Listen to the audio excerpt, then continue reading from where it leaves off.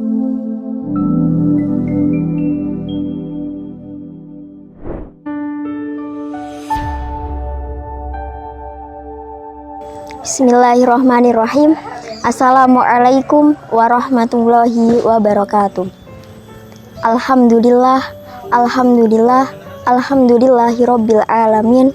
Wassalatu wassalamu ala asyrofil anbiya'i wal mursalin sayyidina wa maulana Muhammadin wa ala alihi wa sahbihi ajmain. Amma ba'du. Puji syukur kehadirat Allah Subhanahu wa taala yang telah melimpahkan kita rahmat serta taufiknya kepada kita semua, sehingga kita dapat berkumpul lagi, walaupun secara online kita dapat mengaji lagi dengan keadaan sehat walafiat. Selawat serta salam semoga tetap tercurahkan kepada junjungan kita Nabi Agung Nabi Muhammad Sallallahu Alaihi Wasallam yang telah kita nantikan syafaatnya di yaumul kiamah nanti. Sahabat ke rumah yang dirahmati Allah, di dalam kitab Irsyadul Ngibad karya Syekh Zainuddin bin Abdul Aziz bin Zainuddin Al-Malibari, di situ dijelaskan suatu kisah tentang Imam Junaid Al-Baghdadi. Ada yang tahu tentang Imam Junaid Al-Baghdadi? Nah, jadi Imam Junaid Al-Baghdadi, agak susah disebutnya. Jadi Imam Junaid Al-Baghdadi itu adalah salah satu sufi yang dia itu ahli di bidang tasawuf. Jadi beliau itu dalam melaksanakan segala aktivitasnya itu selalu dilandaskan oleh Al-Quran dan hadis. Jadi beliau itu sangat ketat dalam hal melaksanakan Al-Quran dan hadis. Hingga nih teman-teman, pernah suatu saat itu Imam Junaid itu pernah sakit mata. Sakit mata itu agak parah gitu. Jadi matanya warnanya merah, lebam-lebam. Kalau terkena air itu terasa perih. Nah, suatu saat Imam Junaid Al-Baghdadi itu konsultasi ke dokter. Dia itu mencoba berusaha mengobati penyakitnya itu dengan datang ke dokter, konsultasi ke dokter. Dari rumahnya sini kan jaraknya itu kan kalau orang zaman dulu itu kan jauh-jauh. Jadi dari ujung sini sampai ujung sini. Sini rumahnya Imam Junaid, sini baru rumah dokternya. Jadi kalau mau ke rumah dokternya itu harus naik unta. Udah tumpuk udah sampai rumahnya dokternya ini, tabibnya ini. Terus Imam Junaid mengetuk pintu nih. Assalamualaikum kayak gitu. Terus sama dokternya itu dijawab, "Iya, ini siapa ya?" nih. Nggak dijawab salamnya. Ternyata dokternya itu dokter yang beragama Nasrani. Imam Junaid ini juga baru tahu, oh ternyata Nasrani. Terus Imam Junaid ini lanjut nih, "Ngapunten Pak," aduh kok bahasa Jawa. Dia itu bilang, "Ini saya Imam Junaid," kayak gitu. "Oh Imam Junaid, silahkan masuk, tafadol kayak gitu. Silahkan masuk Imam Junaid." Terus dipersilahkan masuk. Terus Imam Junaid duduk nih di depan dokternya, kayak biasanya kayak orang Indonesia kan juga kayak gitu. Kalau periksa ke dokter itu kan pasti ada meja, dokternya di sini, terus pasiennya di sini. Ditanya-tanyalah Imam Junaid, "Kenapa Pak? Ada keluhan apa?" Nah, terus belum jadi Imam Junaid menjelaskan, dokternya itu sudah kayak menebak, "Oh, pasti Imam Junaid sakit mata ya." "Iya Pak, kok tahu?" Terus soalnya kelihatan dari matanya itu merah, lebam-lebam kayak gitu. Kayak terus, "Itu kenapa kok bisa matanya merah, lebam-lebam kayak gitu? Kok kayak udah parah banget?" Terus dijelasin lah sama Imam Junaid, "Gini Dok, jadi gini. Dok ya, ini dok itu maksudnya dokter, pakai K bukan pakai G, jadi dokter." Dia bilang, Imam Junaid bilang, "Gini Dok, mata saya itu udah semingguan itu perih, warna itu kayak pas tak lihat itu warnanya merah, kalau bangun tidur itu suka berasa berat, kalau kena air itu juga perih banget gitu. Ini solusinya gimana ya Dok? Saya harus bagaimana?" Terus sama dokternya itu disaranin, "Oh kalau seperti itu sebentar saya cek dulu," kayak gitu. Terus kemudian Imam Junaid disuruh untuk tiduran dulu, mau dicek matanya.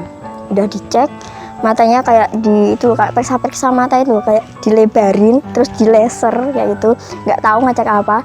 Kemudian dokternya itu bilang, wah ini udah iritasi nih imam, ini udah iritasi. Saran saya minum obat ini sama hindari terkena air. Jadi hindari matanya jenengan itu hindari terkena air kayak gitu. Kemudian Imam Junaid protes nih sama dokternya gitu. Loh dok, nggak bisa kalau nggak kena air.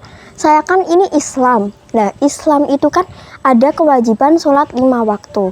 Sedangkan setiap mau sholat itu harus ada syaratnya wudhu dulu. Dan di dalam rukun wudhu, malah jadi jelasin kayak gitu.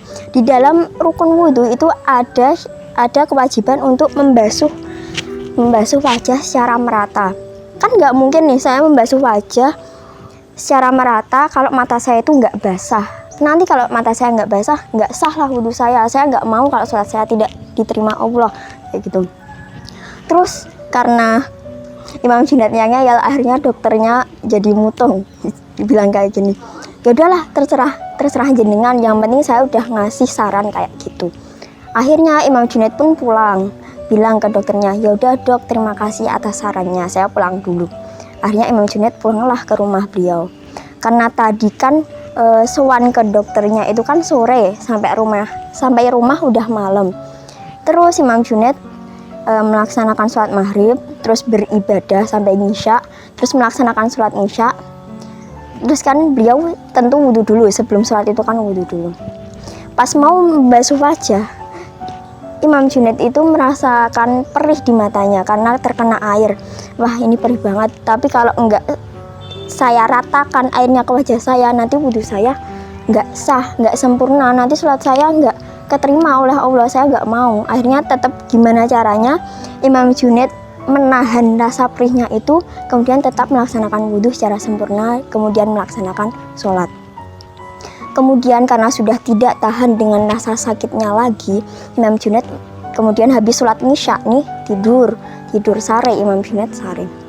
Kemudian bangun tidur, sudah berkumandang azan subuh, sudah si muadzinnya udah bilang as-sholatu khairum minan naum, udah bilang kayak gitu. Imam Junaid bangun, terus kayak ada yang aneh nih.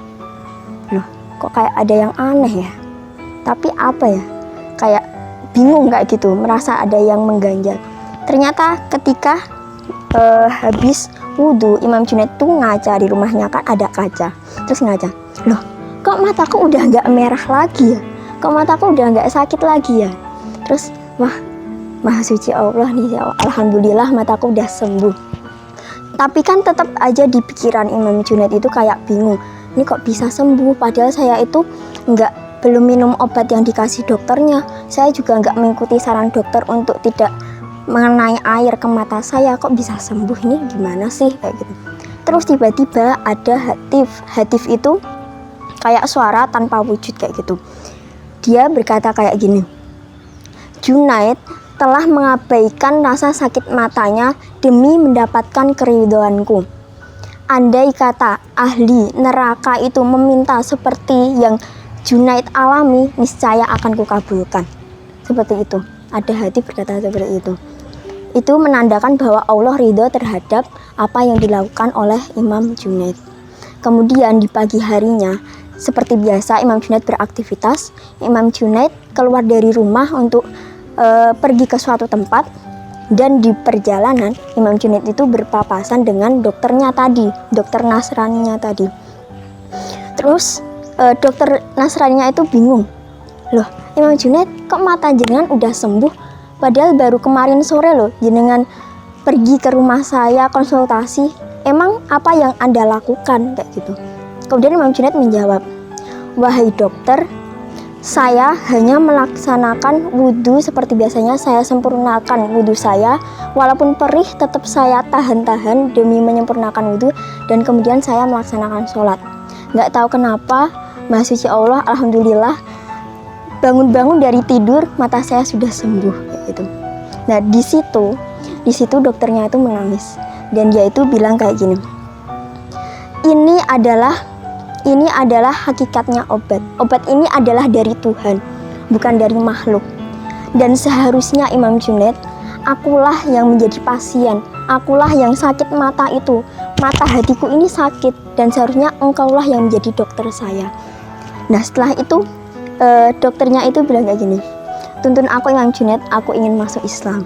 Subhanallah, masih Allah, berkat Imam Junaid itu mengutamakan ibadahnya daripada rasa sakitnya, beliau diberi kesembuhan. Dan karena kisah tersebut, karena kagum oleh kisah tersebut, dokter Nasrani itu menjadi masuk Islam. Nah, jadi pesan moral dari kisah yang saya sampaikan ini teman-teman, kita kalau ditimpa suatu penyakit, silahkan kita itu jangan banyak mengeluh. Kita harus berusaha gimana caranya agar penyakit kita sembuh. Kita ikhtiari. Misal kita pergi ke dokter, mendapat obat jadi minum. Kalau kepepetnya itu belum sembuh juga, ya kita pasrahkan kepada Allah. Karena apa? Karena yang bisa memberi kesembuhan itu hanya Allah. Dan penyakit yang menimpa kita itu, kalau kita itu tidak mengeluh, kalau kita itu bisa ikhlas menerimanya, penyakit itu bisa menjadi lantaran dosa kita itu dihapuskan oleh Allah. Sekian dari saya, kurang lebihnya mohon maaf. Semoga bisa bermanfaat untuk kita semua. Wassalamualaikum warahmatullahi wabarakatuh.